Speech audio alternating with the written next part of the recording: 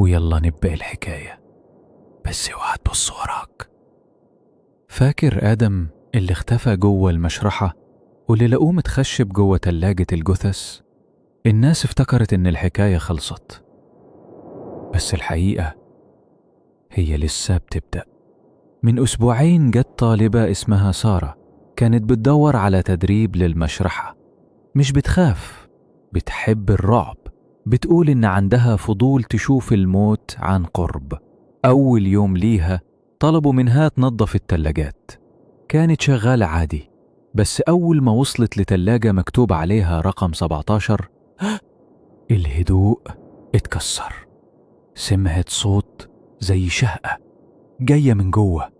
فتحت الباب ببطء ومفيش حاجة، بس وهي بترجع تقفله حست بإيد تلزق في دراعها من جوه التلاجة.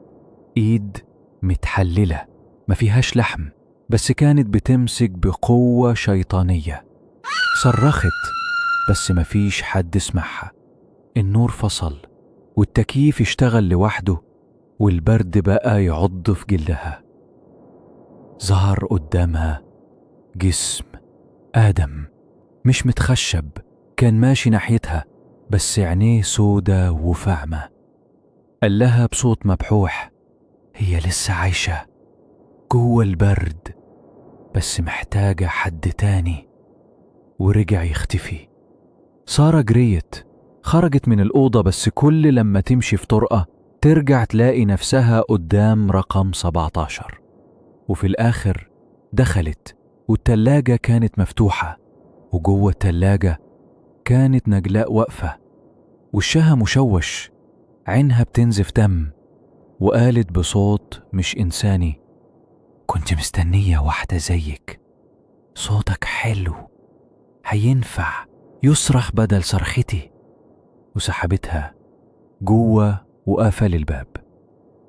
تاني يوم المشرفة لقت التلاجة مقفولة، بس فيها جثة غريبة، وشها مش باين، لكن لابسة بطاقة سارة.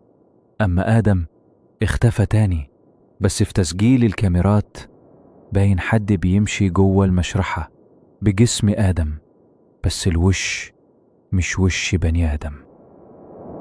ولو أول مرة تسمع القصة يبقى فوت على نفسك كتير. اللي حصل في الجزء الأول هو مفتاح كل الرعب ده. ارجع دلوقتي واتفرج على الجزء